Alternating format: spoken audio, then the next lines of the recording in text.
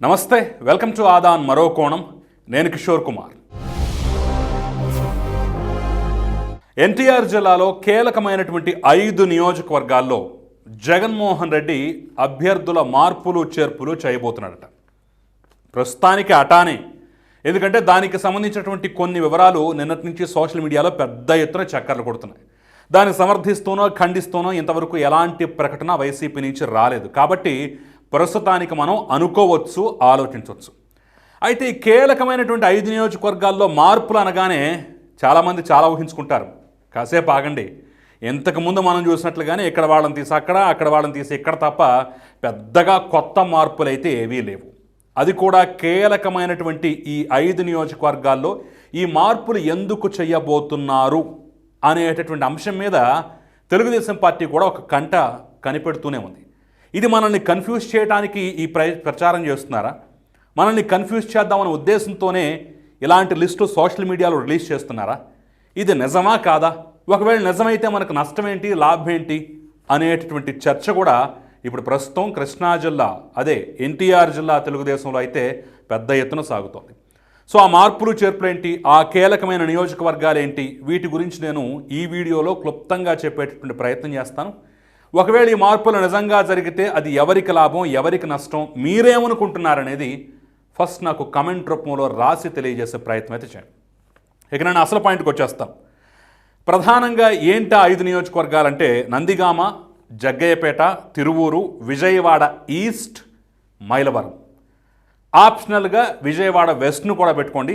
ఎందుకు ఆప్షనల్ అని చెప్పానో ఈ వీడియో ఆఖరిలో నేను క్లియర్గా చెప్పేటటువంటి ప్రయత్నం కూడా చేస్తాను.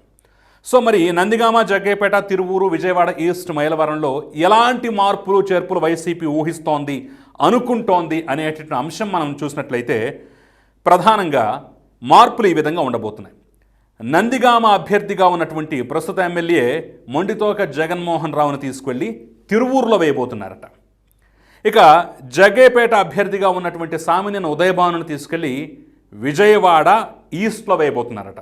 నిన్నటి నుంచి వెస్ట్ అనుకున్నా సరే అది కొంత తర్వాత మారి ఈస్ట్కు చేరింది అనే అంశం అయితే చాలా క్లియర్గా తెలుస్తోంది. అందుకని ఆప్షనల్ అని చెప్పేశాను.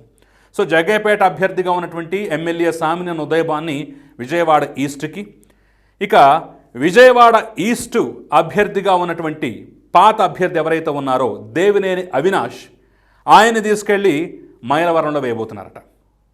ఇక జగ్గయ్యపేట అభ్యర్థిగా అటు మారాడు, విజయవాడ అభ్యర్థి ఇటు మారాడు, తిరువూరు ఒకటి కొంత బ్యాలెన్స్ ఉంది, ఇంతవరకు అక్కడ కన్ఫర్మ్ చేయాల.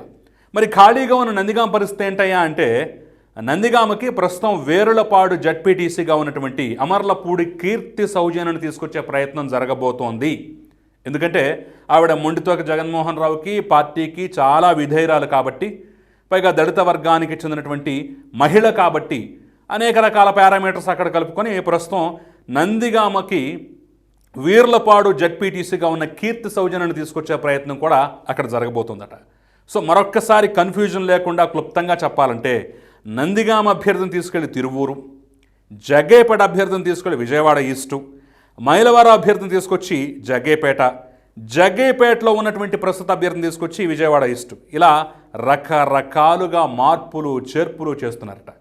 సో ఇందులో ప్రధానంగా మనం మాట్లాడుకోవాల్సింది ఏంటంటే జగ్గయ్యపేట అభ్యర్థిగా రాబోతున్నాడు అనే ప్రచారంలో ఉన్నటువంటి వసంత కృష్ణప్రసాద్. మరి వసంత కృష్ణప్రసాద్ తాను ఇక ఈసారి పోటీనే చెయ్యను, తాను మైలవరంలో కాదు కదా ఎక్కడా దిగను, అసలు రాజకీయాల నుంచి పూర్తిగా విరమించుకుంటాను, శాశ్వతంగా తాను రాజకీయాల నుంచి తప్పుకుంటా అని చెప్పేసి ఇంతకుముందే ప్రకటించున్నారు. పైగా తాడేపల్లి ప్యాలెస్కి రండి, ఒకసారి జగన్మోహన్ రెడ్డితో మాట్లాడని పిలుపు వచ్చినా సరే ఆయన రాను, నాకెందుకు ఇంకా రాజకీయాలని చెప్పేసి బెట్టు చేస్తూ కూర్చున్నారు. మరి అలాంటి వ్యక్తిని ఈరోజు జగ్గయ్యపేటకు, మైలవరం నుంచి జగ్గయ్యపేటకు మారిస్తే ప్రయోజనం ఉంటుందా? అక్కడ ప్రజలు ఆదరిస్తారా అంటే ఖచ్చితంగా ఆదరించరు అని చెప్పేసి గ్రౌండ్ రిపోర్ట్ తెలుస్తుంది. ఎందుకంటే ప్రస్తుతం జగ్గయ్యపేటలో తెలుగుదేశం పార్టీకి అభ్యర్థిగా ఉన్నటువంటి తాతయ్య శ్రీరామ రాజగోపాల్ ఆయన 2 దఫాలు గెలిచారు. ఇప్పుడు 2019లో మాత్రమే ఓడిపోయినటువంటి పరిస్థితి. ఆయన వైశ్య సామాజిక వర్గానికి చెందినటువంటి వ్యక్తి.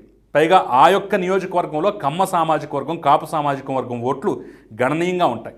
అయినా సరే కులాలకు అతీతంగా వైశ్య సామాజిక వర్గాన్ని తెలుగుదేశం ప్రోత్సహించటం, అక్కడ ఆయన 2 సార్లు గెలవటం, ఒకవేళ 2019లో కనుక ఆయన గెలిచి ఇక్కడ అధికారంలోకి తెలుగుదేశం పార్టీ వస్తే ఖచ్చితంగా మినిస్టర్ అవుతాడు అనేటటువంటి ఒక గట్టి అంచనా కూడా ఉన్నటువంటి శ్రీరామ్ రాజగోపాల్ ఇప్పటికీ స్టిల్ అక్కడ బలంగానే ఉన్నారు, బలంగానే పోరాడుతున్నారు.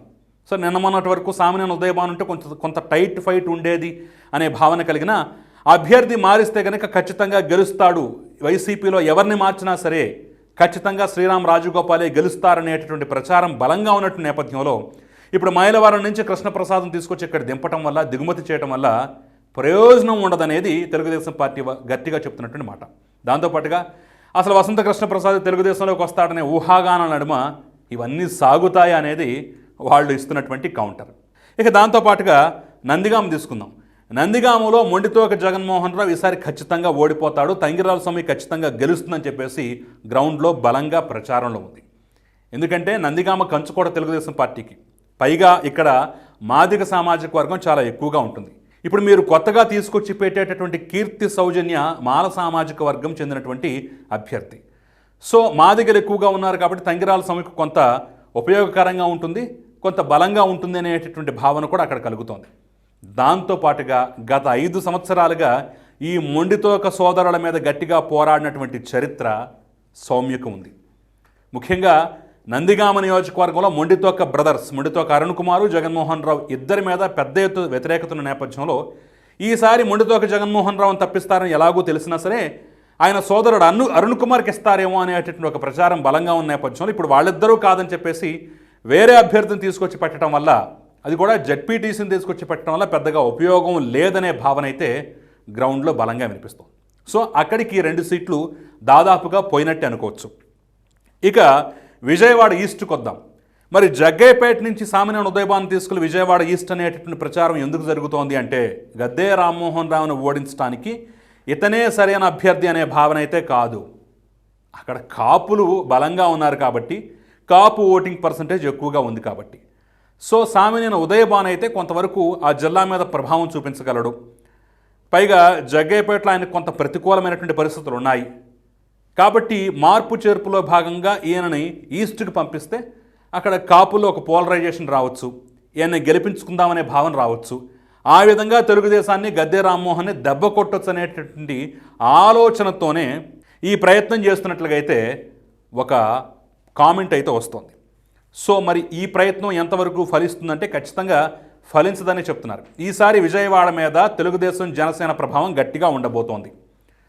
కాపులు కూటమిని కాదని బయటికి వెళ్ళేటటువంటి పరిస్థితులు లేవు అనేదైతే ఆ 2 పార్టీలు బలంగా నమ్ముతున్నాయి. కాబట్టి ఉదయభాన్ కాదు కదా, మీరు హరహర బ్రహ్మాదులను ఎవరిని తీసుకొచ్చి పెట్టినా కూటమి అభ్యర్థులను ఓడించడం అసాధ్యం అనేటటువంటి ఫీలింగ్ అయితే తెలుగుదేశం పార్టీలో, జనసేన పార్టీలో బలంగా ఉంది. సో ఈ పరిణామం కానివ్వండి, ఈ ప్రయోగం కానివ్వండి వర్కౌట్ కాకపోవచ్చు అనేటటువంటి భావన అయితే గట్టిగా వినిపిస్తుంది. మరి నందిగామ నుంచి తిరువూరుకి జగన్మోహన్ రావును మార్చడంలో ఏమైనా ప్రయోజనం ఉంటుందంటే 2 సార్లు అక్కడ రక్షణ నిధి గెలిచాడు. ఆయనకే దిక్కులేక ఆయనే ఈసారి నియోజకవర్గాన్ని వదిలిపెట్టి పామర్రుకు వెడదామా అనే ఆలోచనలు ఉన్న క్రమంలో నందిగామలో ఓడిపోతాడనేటటువంటి ఫీలింగ్ తెచ్చుకున్నటువంటి, ఓడిపోతాడని చెప్పేసి దాదాపుగా అన్ని సర్వేలు చెప్తున్నటువంటి జగన్మోహన్ రావును తిరువూరు పంపించినంత మాత్రాన ప్రయోజనం కలుగుతుందా అని చెప్పేసి ఎదురు ప్రశ్నిస్తున్నారు. ఈ ప్రశ్నని ఎవరిని అడిగినా సరే తిరువూరులో కానివ్వండి, నందిగామలో కానివ్వండి, అలా ఉంది ఆ ఇద్దరు అభ్యర్థుల పరిస్థితి.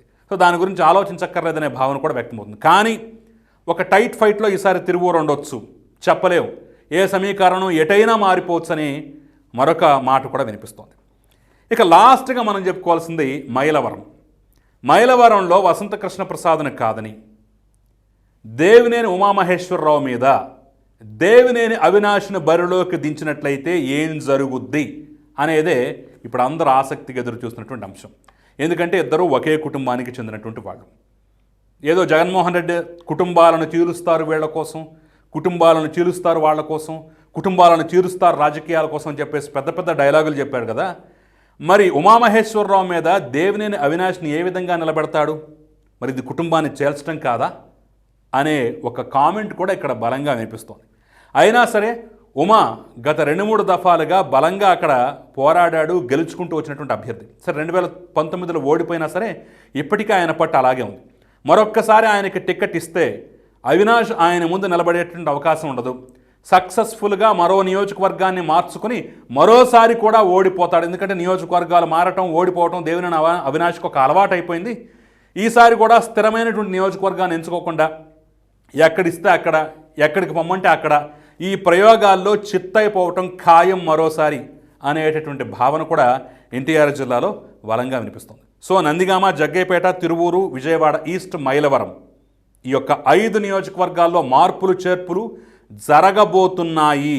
ఇంతవరకు ఫైనల్ అయితే కాలేదు, జరగబోతున్నాయనేటటువంటి ఒక ఊహాగానాలు, దానికి సంబంధించి అభ్యర్థుల మార్పులు ఇవే అనేటటువంటి కొంత గందరగోళపరిచేటటువంటి కొన్ని వాట్సాప్ మెసేజ్లు కానివ్వండి, లేదంటే ఫేస్బుక్ పోస్టులు కానివ్వండి కనిపిస్తున్న నేపథ్యంలో తెలుగుదేశం పార్టీ నిశ్చితంగా గమనిస్తున్నా మనం వీటిని తిప్పికొడతాం, గెలుస్తాం అనేటటువంటి భావన అయితే వాళ్ళలో బలంగా కనిపిస్తుంది. చూద్దాం మరి నిజంగానే నేను చెప్పినట్లుగా ఈ 5 నియోజకవర్గాల్లో ఇలాంటి మార్పులు చేర్పులు ఉంటాయో లేదో. రేపటి రోజున జగన్మోహన్ రెడ్డి ఏ విధంగా ఈ 5 నియోజకవర్గాల్లో ఎన్నికల వ్యూహాన్ని పన్నుతాడో వేచి చూడాల్సిన అంశం. చూద్దాం మరి రేపు ఏం జరగబోతోందో. సో మరి ఈ అంశం మీద మీ అభిప్రాయం ఏమన్నా సరే నాకు నిక్కచ్చిగా కామెంట్ రూపంలో తెలియజేసే ప్రయత్నించండి. అంతకన్నా ముందు ఈ వీడియోని లైక్ చేయండి, షేర్ చేయండి, సబ్స్క్రైబ్ చేయడం మాత్రం మర్చిపోకండి. నమస్తే.